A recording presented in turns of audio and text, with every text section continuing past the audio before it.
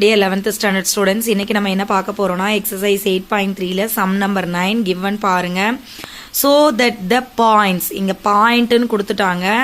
Already உங்களுக்கு நான் சொல்லியிருக்கேன், point ன்னு கொடுத்திருந்தாலோ position vector ன்னு கொடுத்திருந்தாலோ கொடுத்திருக்கிற விஷயத்தை அப்படியே நீங்க யூஸ் பண்ண கூடாது. So position vector அப்படின்னு இருக்குனாலும் point ன்னு இருக்குனாலும் அதை OA OB OC ன்னு எடுத்துக்கிட்டு தான் சம்ம செய்யணும்னு சொல்லியிருக்கோம் இல்லைங்களா. அதனால இங்க பாயிண்ட்ஸ்ங்கற வேர்ட் இருக்கு. சோ அது கொஞ்சம் கேர்ஃபுல்லா பாருங்க. So 2, -1, 3, 4, 3, 1 and 3, 1, 2 R collinear. இந்த மூணு பாயிண்ட்டும் கொலினியரான்னு ப்ரூவ் பண்ணோம். கொலினியர்னா ஒன்றும் இல்லை, அது எல்லாமே இப்படி ஒரே லைன்ல இப்போ ஏங்கிற பாயிண்ட் இங்கே இருக்குன்னா பிங்கிற பாயிண்ட் இங்கே இருக்கணும், சிங்கிற பாயிண்ட் இருக்கணும், இதெல்லாம் ஒரே லைன்ல இருக்கணும். அவ்வளோதான், ஒரே ஸ்ட்ரெயிட் லைன்ல இருக்கணும். அப்படி இருந்தால் அதுக்கு பேர் கொலினியர். சரிங்களா.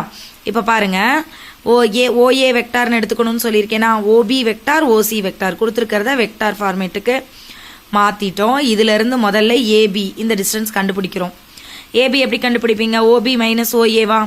OB அப்போ B vector minus OA vector, அதாவது A வெக்டாரை எழுதுறோம். ஸோ இந்த நெகட்டிவ் உள்ள போகும்போது பாசிட்டிவ் எல்லாம் நெகட்டிவாகவும் நெகட்டிவ் எல்லாம் பாசிட்டிவாகவும் மாறுமா? So -2 minus into minus plus plus into minus minus. இப்போ இதில் சேம் சைனை ஆட் பண்ணிக்கோங்க, டிஃப்ரெண்ட் சைனை சப்ராக்ட் பண்ணிக்கோங்க. ஸோ அப்போ 2i cap plus 4j gap, இதுவும் இங்கே ஒரு ப்ளஸ் கே இருக்குது, இங்கே -3k இருக்குது. ஸோ அதை ரெண்டையும் சப்ராக்ட் பண்ணணும். சப்ராக்ட் பண்ணிங்கன்னா -2k. இதே மாதிரி பிசி வெக்டார் கண்டுபிடிச்சிங்கன்னா பிஎஸ்சிஏ கம்பைன் பண்ணுங்க. பிசினா OC vector minus OB vector. எப்பவுமே இப்படி கண்டுபிடிக்கிறீங்கன்னா second letter first letter second, ரெண்டையும் அப்படி தான் சப்ராக்ட் பண்ணணும்.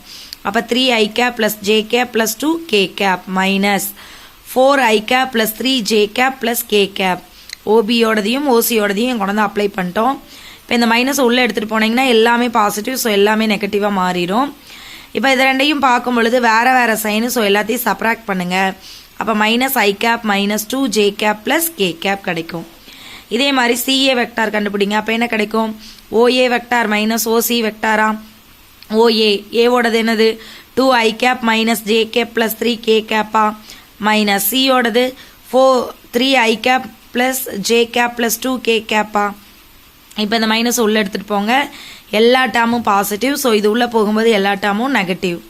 இதை ரெண்டையும் சப்ராக்ட் பண்ணீங்க அப்படின்னா உங்களுக்கு -i cap minus 2j cap plus k cap கிடைக்கும். சரிங்களா. இப்போ AB வெக்டாரையும் BC வெக்டாரையோ அல்லது CA வெக்டாரையோ கம்பைன் பண்ணி பாருங்களேன். இப்போ ABங்கிறது 2 காமனாக வெளியே எடுத்துட்டீங்கன்னு வச்சுக்கோங்க. பாருங்க, இந்த ABயிலேருந்து ஒரு -2 காமனாக வெளியே எடுத்துட்டீங்கன்னா மைனஸ் வெளியே வரும்போது இது ப்ளஸ்ஸாக இருக்கிறது மைனஸாகவும் மைனஸாக இருக்கிறது ப்ளஸ்ஸாகவும் மாறும். எல்லாத்துலேயும் 2 காமனாக இருக்குது. ஸோ இப்போ எப்படி மாறிடுது பாருங்க. -2 காமனாக எடுத்துட்டிங்கன்னா -i cap minus 2j cap plus k கேப்னு கிடைக்குது. ரைட்டா. இது எது மாதிரி இருக்கு? ஒன்று பிசியும் சொல்லலாம், சிஏவும் சொல்லலாம்.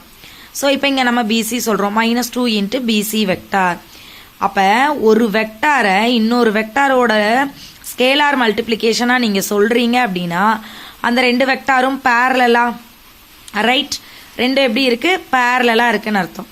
இப்போ இது ரெண்டு பேரலன்னு சொல்லிட்டோம். பட் இங்கேயும் பிங்கிற பாயிண்ட் இருக்குது, இங்கேயும் பிங்கிற பாயிண்ட் இருக்குது. இப்போ பேரலாக இருந்தால் அதுக்கு காமன் பாயிண்ட் இருக்காது. பட் இங்கே காமன் பாயிண்ட் இருக்கிறனால கண்டிப்பாக இந்த பாயிண்ட்ஸ் எல்லாமே கொலினியர்.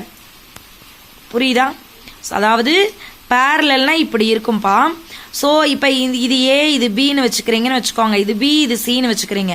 பட் ரெண்டுலேயுமே பிங்கிற பாயிண்ட் காமனாக இருக்கு இல்லையா, அதனால இது பேரலாக இருக்காது, ஒரே ஸ்ட்ரெயிட் லைனாக தான் இருக்கும். ஏ பி சின்னு ஒரே ஸ்ட்ரெயிட் லைனாக தான் இருக்கும். Thank you students.